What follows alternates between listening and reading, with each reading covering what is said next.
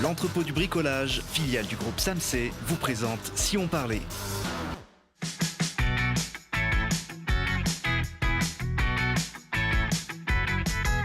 Allez, bonjour à tous, bienvenue dans Si on parlait pour la dernière émission de la semaine. Je vais faire bosser la rédaction parce que moi je suis sur place depuis lundi et je suis cramé, donc je vais être en week-end un petit peu plus tôt que les autres. Et puis comme ils baignent tous dans l'actualité locale, la seule qui nous intéresse vraiment à Télé Grenoble, ils ont plein d'idées et de bons plans à nous donner. Julie, bonjour. Bonjour. Toi, tu nous livreras tout à l'heure ton bon plan pour sortir ce week-end. À côté de toi, elle est venue les bras chargés. Noémie Martinelli, bonjour. Bonjour. Une des créatrices des Mondaines. La semaine dernière, on avait les lunettes de Marie. Là, j'ai l'impression que ça se mange un petit peu plus que les lunettes. On verra ça dans quelques minutes. Également sur ce plateau, Laurie Baillet. Bonjour. Salut. La responsable spécialiste culture de Télé Grenoble. Ça. Et Charlotte Faulkner, notre dernière chroniqueuse aujourd'hui. Bonjour Charlotte. Bonjour Thibaut. Charlotte qui est à l'affût de ces Isérois qui s'illustrent dans les médias nationaux. Et on va d'ailleurs commencer avec toi, une petite revue de presse pour se mettre en appétit. Exactement. Donc chaque semaine, on commence avec des Grenoblois qui ont fait parler d'eux dans l'actualité. Et c'est le cas de Thibaut Geoffrey. Alors accroche-toi Thibaut parce que tu vas découvrir pas mal de vocabulaire en anglais. Alors tu l'avais déjà invité sur le plateau de Si on parlait. Donc c'est un coach qui s'était fait connu pour son 90-day challenge life. Donc c'était un challenge assez costaud. Tu n'avais pas essayé mais ça aurait été pas mal à l'époque. Et donc là en ce moment, il fait parler de lui parce qu'il sort un livre de recettes healthy. Je cite, bim, prends-toi en main avec mes recettes Fit Fight Forever. Alors, je te laisse faire la traduction, Thibaut, bien évidemment. Donc, il me ressemble un peu, là. Avec la barbe, un petit peu, ce serait pas mal. Alors, quoi qu'il en soit, c'est un véritable carton. Premier des ventes sur le site de la FNAC ou encore troisième sur Amazon. Alors, fort de son succès, c'est ce qu'on vient de voir à l'instant. Le Grenoblois était sur le plateau de Quotidien pour parler des recettes de son livre. Alors, il y a burger au quinoa, gaufres salées ou encore pizza au chou-fleur. Mais également, la véritable question qu'on se pose tous ici autour de la table. Comment mincir sans être chiant? Et apparemment, de temps en temps, on peut faire quelques petits écarts. Comment rester mince sans devenir chiant? C'est un peu la question. Et vous répondez dans le livre, on peut craquer 1 ou 2 fois par semaine quand même. Oui, je suis premier à me faire plaisir aussi. On arrondit à 3. On est des sportifs. Après, à chacun de trouver son équilibre. Comme j'explique, il faut trouver un équilibre entre les efforts et les plaisirs. Bon alors Thibaut, t'es convaincu? Lundi, petite pizza au chou-fleur pour la rédaction? Écoute, si je peux avoir les mêmes tablettes de chocolat que lui, avec quelques semaines de régime, je suis partant. Ne faites pas les malines parce que je crois qu'il y a des choses à manger tout à l'heure. Ils sont très bons pour la ligne, paraît-il. C'est la nourriture de demain. Mais bon, on verra. Bon, cette semaine, c'est pas le seul Grenoblois à être sur le devant de la scène nationale. Alors exactement. Alors cette fois-ci, on va changer de sujet et on va parler écologie avec le Grenoblois Aurélien Barraud, qui est astrophysicien et qui est à l'origine d'une tribune qui a été publiée dans le quotidien Le Monde et qui tire la sonnette d'alarme sur la santé de notre planète. 200 personnalités avaient alors signé cet appel. Alors qualifié de nouveau prophète de l'écologie, c'est avec cette vidéo qui a fait plus de 3,8 millions de vues sur Facebook que le Grenoblois est devenu le nouveau visage de l'urgence écologique. Alors là, après, suite à ça, il a enchaîné les nombreux plateaux télé, comme ici sur France 5, pour alerter sur l'urgence de la situation.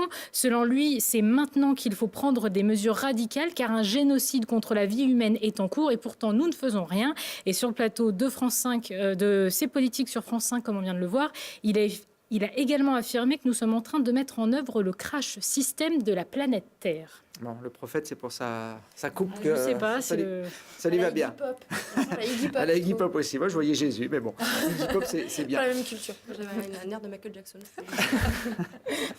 Bon, on reste à la télé avec le JT de 13h de TF1, qui est orphelin de Jean-Pierre Pernaut en ce moment, mais qui parle quand même de notre département. Alors exactement. Donc cette semaine, ils avaient une série consacrée aux lieux qui ont inspiré les écrivains. Et alors donc dans le journal, ils sont partis dans le village de Brang, dans le nord du département. Alors je vous laisse deviner pourquoi ils sont partis là-bas. Parce que même nous, on connaissait pas. À Brang. Non, écoute, moi je connais à peine Brang, mais savoir ce qui peut s'y passer là-bas. Et bien alors tout simplement. Frédéric Dard, non, San Antonio. Je sais pas. Non. Là, c'est en rapport avec un écrivain grenoblois. Donc c'est tout simplement parce que c'est dans ce village que le célèbre écrivain Stendhal s'est inspiré d'une histoire qui s'y est passée au début du 19e pour écrire son roman Le Rouge et le Noir. Sur fond de drame passionnel, l'auteur a ainsi mélangé réel et fiction. Il a décidé de faire un roman très réaliste, qui est l'affaire d'Antoine Berthet, ce séminariste qui a séduit donc Madame de la Tour qui est la femme du maire de Brangue. Ici, la maison de Madame Michou de la Tour, alias Madame de Rênal dans le roman. Là, celle d'Antoine Berthet, alias Julien Sorel, précepteur de ses enfants. Ah, Nicolas Tomasini qui dirige le musée Stendhal à Grenoble. Bon, c'est vrai qu'avec San Antonio, j'étais dans un degré un peu en dessous en termes de littérature. Bon, on finit cette revue de presse avec une histoire qui a fait également parler de nous au-delà de nos frontières. Alors exactement. Là, c'était la une du Dauphiné libéré de dimanche. Donc c'est une histoire qui a fait la une du Dauphiné libéré. C'est celle de Maurice et Annick. Alors c'est une histoire très très touchante. Nos téléspectateurs ont le droit de voir Maurice et Annick. Exactement. De plein pied. Exactement. Donc l'histoire, c'est celle de Maurice et Annick, comme on le disait. Donc en 1943, donc la famille de Maurice est alors déportée à Auschwitz. Il se retrouve chez Annick à Engins. Alors en 1945, à la Libération, ils se perdent de vue, ils ne se sont pas revus, du moins jusqu'à samedi dernier, 75 ans après. Ils se sont retrouvés. Donc c'est une histoire très émouvante parce que c'est la famille d'Annick qui a sauvé Maurice des nazis. En voyant les Allemands, le petit garçon, alors âgé de 5 ans, avait couru dans les jambes de la mère d'Annick en criant maman, un geste qu'il avait alors sauvé. Bon, si je vous retrouve dans 75 ans, les filles, je serai aussi émue que Maurice quand il a était retrouvé venu d'Israël exactement pour voir Annick pour faire ses retrouvailles. Ah oui, ça se nage. Très bien. Belle petite histoire pour finir cette revue de presse. Charlotte, je me tourne vers Julie, parce que Julie, ça rime avec sortie. Donc, ça tombe bien, puisque... Ça rime aussi avec Laurie. Mais bon. Ça rime aussi, ouais, ça rime avec plein de choses. Julie, mais on ne va pas s'avancer sur ce terrain qui peut devenir scabreux. On va parler de ce que tu nous proposes comme idée de sortie pour ce week-end. Alors justement, ce week-end, on va ralentir le rythme et on va prendre le temps d'apprécier l'essentiel et puis de se ressourcer. Et pour ça, je vous emmène direction le Vercors à Corançon. Plus exactement, parce que samedi et dimanche, la station organise les Slow Days. Alors, ce sont 2 jours pour se déconnecter et puis retrouver le goût des bonnes choses, le tout dans un environnement paisible et magnifique. C'est une première pour le petit village de montagne qui associe tous les acteurs locaux, de l'agriculteur pour les visites de ferme, au chef de restaurants étoilés ou non. Alors, l'idée, c'est vraiment d'offrir des moments de détente et de plaisir pour quelques heures, une journée ou tout le week-end, et surtout de remettre nos sens en éveil. Et pour ça, l'Office de tourisme propose pas mal d'expériences associant gastronomie, œnologie et activités douces en plein air. Alors pour les gourmands et surtout les gourmandes, parce que je sais qu'il y en a quelques-unes sur ce plateau, vous pourrez délecter vos papilles avec la balade des chefs. C'est une rando brunch gourmande en accord mets et vin. Il y aura aussi une balade cueillette pour trouver champignons et plantes comestibles avant de partager un pique-nique bûcheron. Quant à ceux qui apprécient le bon vin, avec modération bien sûr, vous pourrez opter pour l'atelier secret de vin. C'est une découverte œnologique aux petits oignons. Sinon, comme on dit, un esprit sain dans un corps sain. Donc, Corançon n'a pas oublié les sportifs avec plusieurs animations un peu plus péchues, comme un parcours d'orientation à pied pour découvrir le terroir, des initiations au golf sur le practice, ainsi qu'une agri-rando en VTT électrique pour allier effort et réconfort. Alors, n'oublions pas quand même que l'objectif principal, c'est de se ressourcer et de se détendre. Du coup, côté animation bien-être, vous pourrez participer à une séance de yoga. On se tient bien et on respire, on ouvre ses chakras. J'étais en train de faire. Voilà, exactement. Donc, une séance de yoga marche nordique, parce que dans le Vercors, c'est sympa de marcher là-bas. Ce sera le dimanche uniquement à partir de 9h. Par contre, tout le week-end, il y aura des ateliers d'art-thérapie et de réflexologie pour retrouver l'équilibre et exprimer sa créativité. Voilà. Ça pourrait bien m'aller, ça. N'est-ce pas? L'art-thérapie. Faire ressortir ses émotions. C'est important, c'est important de s'exprimer. Slow Days, vous mettez à rude épreuve mon anglais. Dans cela, j'arrive à peu près à comprendre la traduction. Combien ça coûte si on veut aller s'offrir une séance d'art-thérapie? Alors, en fait, la plupart des activités que je viens de vous citer sont incluses dans un pass qui est en vente à l'Office de tourisme de Corançon ou sur le site internet slowdays-en-vercors.com. Alors, il faut compter 25 € par adulte et 20 € par enfant pour le samedi. Le dimanche, c'est un petit peu plus cher. C'est 30 € pour les adultes et 25 € pour les enfants. Et si vous êtes des dingues, vous pouvez prendre un pass week-end pour la modique somme de 50 €, mesdames et messieurs, s'il vous plaît. Et puis, si vous voulez participer au Slow Days sans débourser un centime, eh bien, c'est possible. C'est la bonne nouvelle du jour, puisque d'autres animations en accès libre gratuites cette fois sont également prévues et devraient ravir petits et grands, comme des dégustations de produits du terroir dans les commerces du village, des apéros à la ferme, un concert de jazz le samedi à 16h30 ou encore des initiations au tir à la carabine laser et au golf, et puis des sorties en poney pour les petits. Voilà. On ne sait pas si Tony Parker participera au Slow Days dans le Vercors, mais la semaine dernière, Charlotte nous disait qu'il était intéressé pour investir dans la station de Je Villard-de-Lans. pense qu'il est très impressionné de toutes les activités. Exactement. Bon, bah voilà, vous aurez peut-être une surprise si vous y allez ce week-end. Noémie, plutôt speed ou plutôt slow dans la vie? Les deux, ça dépend des jours, on va dire. Ici, c'est quand même assez speed, hein, Grenoble. Bon, Mais on enchaîner. essaye de temps en temps de prendre le temps, notamment le vendredi en fin de semaine. De quoi on va parler avec toi? Bon, alors déjà, on va rester dans l'art de vivre pour Ça, cette c'est une bonne chose. bonne chose. Deuxième rubrique mondaine, on va vous présenter un sujet qui passionne les Français, un sujet qui s'inscrit dans l'art de vivre des Français, c'est L'apéro. l'apéro, bien sûr. Ça tombe bien, première diffusion, 18h15, on est dans le... Voilà, c'est ça. Donc, cette adresse a été créée il y a tout juste 6 mois par 2 amis d'enfance, 2 rugbyman, qui en fait avaient pour habitude d'organiser les apéros de leur club. Et ils en avaient marre d'acheter des produits dans la grande distribution, des produits industriels. Et du coup, ils se sont dit pourquoi on ne lancerait pas un temple dédié à l'apéro des produits de terroir, à l'apéro de qualité. Et c'est vraiment en fait ce qu'on ressent quand on va faire nos courses à la péristrie, parce que derrière chaque produit, on nous raconte l'histoire d'un producteur, du procédé de fabrication, de là où c'est fait, de l'amour qu'il y a dans ces produits. Donc c'est magnifique. Et donc je ne suis pas venue les mains vides. Non, Voilà. Lucas et Nicolas, qu'on a vus en photo, des bons gabarits de rugbyman, ont été très, très généreux. Hein. C'est ça. Ils nous ont livré donc leur produit star, qui est en fait le plateau. Donc sur place, on le consomme sur une planche en bois. Ici, on a la version à emporter, donc qui est dans une petite box en craft compartimentée. Ça a l'air très très bon. Hein. Je Voilà. juste à côté, ça sent Donc, bon. Ça a je l'air te très laisse. bon. Je vais Si goûter. tu veux Je choisir. commence. Je vais prendre du fromage. Voilà. Donc Il y a de la charcuterie. les produits, je vous laisse passer. Qu'est-ce qu'il y a alors? Il y a de la charcuterie, du fromage. Alors, charcuterie, fromages locaux. Donc là, on a une tome au génépi qui apparemment fait fureur en ce moment. Donc on a donc de la charcuterie coupée, tranchée à l'italienne, donc c'est encore meilleur. Et ce qu'ils appellent donc des tartinables. Un bout de tome. Donc de la tapenade. Et on peut mettre un petit peu tout ce qu'on veut, donc caviar d'aubergine et compagnie. C'est bon. Honnêtement, Il y a des gourmands là-bas. aussi. goûte la tome, tu vas voir. Non, mais parce que je préfère goûter ça. Oui, après ça va se corser un petit J'ai peu. vu d'autres trucs. Voilà, donc goûter ça. ça c'est le produit phare, mais on en a d'autres, notamment des trucs à la noix. Donc c'est un producteur de vinets, de noix, qui ramasse et conditionne et aromatise ses cerneaux. Donc je te laisse passer Thibaut. Ces cerneaux donc avec des herbes de Provence, du curry, du piment d'Espelette. Il y a des Voilà. trucs dedans, là, en fait. Il y a des trucs dedans. Dans la noix. C'est ça, et on en retrouve aussi dans le petit plateau, dans la petite planche. Ah ouais.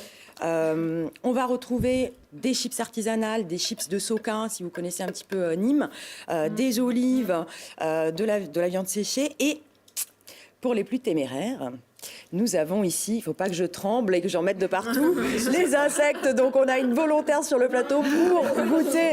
C'est Attends là, mais on peut Voilà. les montrer à nos téléspectateurs parce que je suis sûr qu'ils ont envie de les voir et de les goûter. Ils sont morts, hein, Ils sont un peu, oui, je Right pense. now. A priori, ils sont morts, frits d'ailleurs, parce qu'apparemment ça croustille sous la dent, donc c'est conditionné comme ça, dans une petite, voilà. Donc, Non, moi je suis sur le goût de la tome là, qui était super bonne, donc je vais laisser Laurie. Elle a toujours rêvé de faire Koh-Lanta. Voilà, si tu réussis cette épreuve, on t'inscrit à Koh-Lanta, Moi, Laurie. j'en prends un petit. Hein. Moi, je veux bien. Non, prends-en un gros là, celui qui bouge. Ça a l'air croquant et fondant. Il paraît, Noémie, que les Croquant, insectes c'est fondant. plein de protéines. Ah, il faut y aller franco. Bah, c'est très bon. Hein. Parce que si tu finis pas, on va être obligé de s'y mettre. Alors, C'est très bon. C'est croquant. Regarde celui-là, là, Charlotte. Il est bien gros. Non, Tu veux pas celui-là non. Il est encore vivant. tiens, donne à Julie qu'on ait son avis. C'est vrai que c'est très tendance, hein, les Absolument. insectes pour l'apéro. absolument. Et alors, une fois qu'on a mangé, forcément, on a soif. Et donc là, on continue. Ça y est, je te laisse le moment de Alors Julie, ton premier scarabée. savourer, semer. Ça va. Bah, c'est salé en fait. C'est vrai que si on sait pas que ce sont des asticots. Le problème, c'est qu'on le sait. Voilà, le problème. Bon, j'ai l'impression que Noémie, elle veut pas goûter. Non, c'est gentil. Non, vraiment, merci. C'est sans façon. Je suis plus traditionnelle dans mes choix. Et donc voilà, donc ça donne soif de manger, bien entendu. Et donc là, c'est aussi le temple, la caverne d'Ali Baba des boissons. Donc on a du sans alcool, bien entendu, des jus de fruits artisanaux, du cola savoyard, et on a donc une sélection de vins français. Locaux aussi, bio. Moi, je vous ai amené un petit rosé de pétanque. Donc voilà, dans son petit packaging super mignon. Voilà. L'accent du sud, ça Je fais ce que je peux. Je suis mal. Voilà, j'aurais pas dû. Donc, on a ça. On a aussi donc, des bières artisanales locales, un vaste choix, dont une petite mousse qu'on connaît tous. Et un produit que j'adore. C'est celui-là, ça s'appelle la capricieuse. Donc, c'est fabriqué à partir de lait de chèvre. Alors, vous allez me dire, est-ce que ça a un petit goût de fromage? Pas du tout. Voici une petite dégustation pour essayer. Donc, c'est fabriqué à partir de lait de chèvre et aromatisé. Donc, là, on a caramel beurre salé. Ça sent la coco, non? Les filles, si ça, voilà. Laurie. Là, c'est caramel beurre salé. J'ai pas le droit de boire au boulot. Ça se boit comme du petit lait. Ah, mais la bouteille, carrément. Voilà. Laisse la bouteille. Ah oui. La capricieuse. La noix de coco. Non, la noix de coco, je sais pas. C'est caramel beurre salé, hein. Il n'y a pas de noix de coco. Il n'y a pas de noix de coco. C'est hyper Moi, je vais faire honneur à la capricieuse. Oui, ça. Ah, c'est alcoolisé. Ah oui, d'accord. Oui, c'est l'apéro. Ah bah, oui, c'est l'apéro. C'est l'apéro, donc bon, c'est léger quand même. Hein, mais c'est léger, mais ça colle. Ah, mais ça se voit bien. Au bout de la moitié de la bouteille, on le voilà. sait passer en fait. C'est ça. Alcool de lait, ouais, c'est surprenant. C'est très bon, ouais. Voilà. Eh bien, Noémie, tu repasses quand tu veux avec tous les produits, il n'y a aucun problème. Ça marche. À part les grillons. Oui, c'est ça, les insectes. L'apéristerie, pour ceux qui voudraient aller tester ce nouveau service, ça ressemble à ça. C'est Cours Jean Jaurès à Grenoble. Ça, 83 Cours Jean Jaurès, en face du marché de l'Estacade. Vous avez un arrêt de tram pile en face. Il y a un espace boutique, un espace consommation sur place, bientôt de la vente en ligne et de la livraison aussi. Donc, Et vous leur dites que vous venez de la part des Mondaines et de Télé Grenoble et vous aurez le droit à une double ration. C'est ça. Et d'araignées. De grillons. Allez, on termine cette émission. La noix, ça se mélange un petit peu partout. Donc, je vais essayer de tenir le coup. Prends un petit coup de capricieuse sinon. Avec Laurie. Alors, Laurie, elle a mangé, elle a bu. Donc, je suis pas sûr qu'elle soit en état de finir sa chronique. De quoi tu vas nous parler aujourd'hui? Alors moi, je suis venue avec cette BD. C'est Elfroide, altitude 3954. C'était mon coup de cœur. Là, je l'ai lu il n'y a pas très longtemps. Et c'était vraiment super. En fait, je voulais vous parler culture, mais aussi littérature. Alors, bande dessinée, pourquoi pas. Et donc, en fait, c'est des éditions Casterman et c'est écrit et scénarisé, en fait, par Olivier Bocquet et Jean-Marc Rochette. Donc, Jean-Marc Rochette, on l'avait déjà vu un peu sur Télé Grenoble. Il était là, venu à votre place. Ici, alors ici peut-être. Peut-être, ou ouais, là, voilà. je sais plus.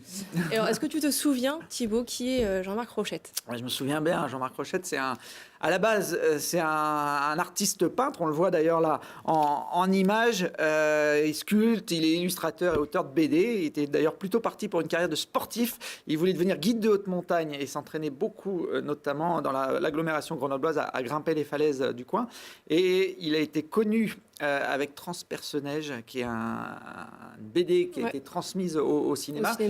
Il a arrêté sa carrière de montagnard après un accident. Il s'est planté en montagne, une chute de pierre, je crois. Ouais, c'est ça, une chute de pierre, ouais. Et il s'est mis entièrement au dessin, ce qui est beaucoup moins risqué. Voilà, c'est ça. D'où en fait Elfroide. Et Elfroide, en fait, c'est l'autobiographie de Jean-Marc Rochette. C'est l'histoire d'un petit garçon qui voulait devenir guide de haute montagne et qui est devenu du coup dessinateur de bande dessinée. Et en fait, c'est hyper bien. En fait, j'ai adoré. Pourquoi? Parce qu'en fait, ça parle montagne, mais c'est accessible un peu à tout le monde. C'est pas que pour les professionnels. Il y a pas un vocabulaire spécifique à savoir. Et ça parle aussi beaucoup de Grenoble et de ses alentours. Et ça parle musée, lycée. par Il était exemple. au lycée Champollion, je crois me souvenir. Oui, c'est Ah. ça, exactement. Il t'avait raconté, je crois, une petite anecdote. Ouais, il s'entraînait à descendre en rappel les murs du lycée. Voilà, et pour faire la colle buissonnière, c'était plus pratique. Il sortait par la fenêtre et il descendait en rappel jusqu'en bas. Voilà, c'est ça. Super. Bel exemple. Et du coup, Faut pas le refaire. voilà. Et alors, du coup, Elle froide, c'est ça. Donc, c'est 280 planches, Toi, en t'as fait. lu tout ça, t'as lu 300 pages. Ah bah oui, quand même. Bah, il y a beaucoup de dessins, mais ça se lit bien, hein, du coup. Et en fait, voilà, donc ça parle beaucoup montagne et des alentours, mais c'est aussi la montagne sous toutes ses coutures et la montagne dangereuse, forcément. Il y raconte quand il a eu son accident, son grave accident de chute de pierre.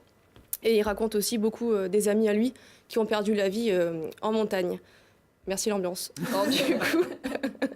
Après l'apéro. Voilà, alors du coup, justement, pour rester en vie et pour faire attention en montagne, qu'est-ce qu'il faut faire, Thibaut? Il faut porter un casque, on le voit sur ces Voilà, images. il faut porter un casque, Déjà. il faut faire attention et il faut s'assurer.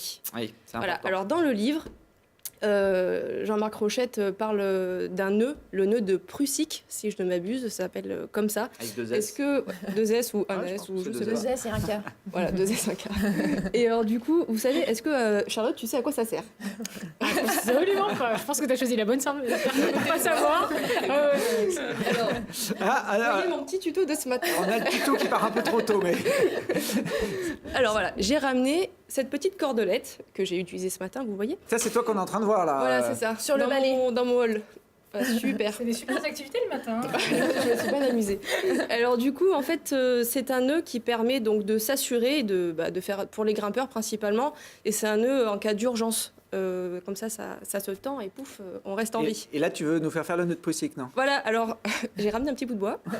Donc on Qui fait imagine, office de corde. Voilà, on imagine que c'est une corde, là où tu descendras avec ton rappel. Ouais. Et il faut savoir, Thibaut, si tu arrives à faire le nœud de Prussique. Allez, je suis le seul Ça à me va te- sacrifier. Vous êtes Ça va te sacrifié. rappeler Alors, t'as vu peut-être le des tuto souvenirs. Vous êtes sacrifié pour les insectes, je vais me sacrifier pour le nœud. J'ai vu le tuto, mais il est passé rapidement. Si Lise peut me le remettre, le temps que je m'embrouille un petit peu avec cette corde et ce bâton. Non, elle veut pas me le remettre. Ah si, merci Lise. Alors Lise, c'est notre réalisatrice. Donc je fais un Alors, tour, deux tu tours. passes dessus, comme Je suis en train de ça. regarder le tuto en même temps. Tac, Il faut que tac. ce soit bien serré. Ah oui, bien serré, effectivement. Parce que sinon tu vas Ouais, tomber. parce que ça va là, être un peu- ouais, et après là, tu passes pour par ton en dessous et rappel, hop, tu rentres, voilà. Et donc tu. Et voilà. Donc là, bon, on va dire Bon. que. Vous avez pas vu, mais au moment où j'ai tiré, voilà, elle est sortie et ça n'a pas marché. Bon, je peux peut-être me pendre. Non Donc voilà, donc ça c'est le nœud de Prussique et il faut le savoir si on va grimper en montagne, c'est hyper important pour la sécurité. Bon, Voyez Thibaut grimper. bah, écoute, ouais, voilà, Éloignez-vous parce que. j'irai pas grimper en montagne puisque j'arrive pas à faire ce nœud. Merci, Donc voilà, Laurie. si vous voulez acheter ce petit bouquin. Elle coûte combien? Donc c'est 28 €. 28 €, 300 pages. Et c'est hyper sympa. J'ai adoré. Bon, on le trouve encore dans toutes les librairies. Et puis, puisqu'on parlait de BD et de Loisan, eh ben, il y a Les Amants de Loisan qui est sorti il y a un peu plus longtemps, mais qui est toujours disponible aux éditions Glénat, Gaspard de la Mège et les sources de l'alpinisme. Voilà, c'est pour apporter ma petite touche culturelle à cette émission. On va rester dans le domaine culturel pour finir très vite avec les budgets participatifs.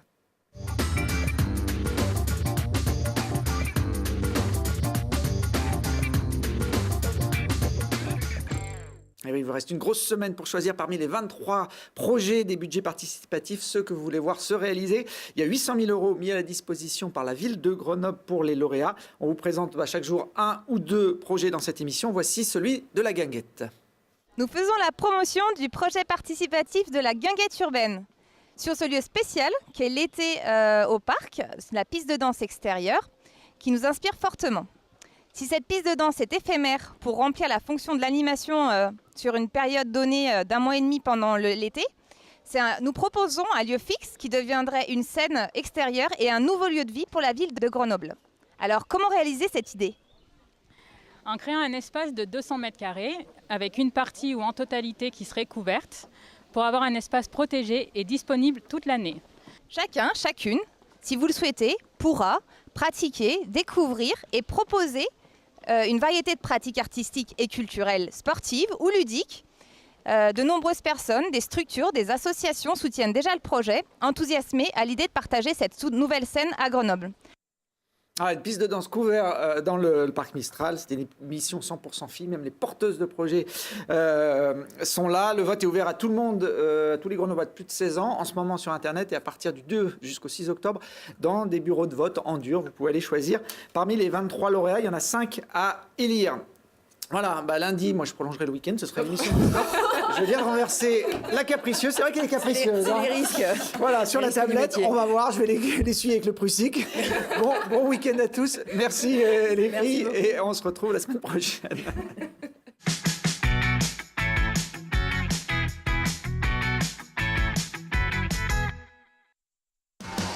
L'entrepôt du bricolage, filiale du groupe Samsé, vous a présenté Si on parlait.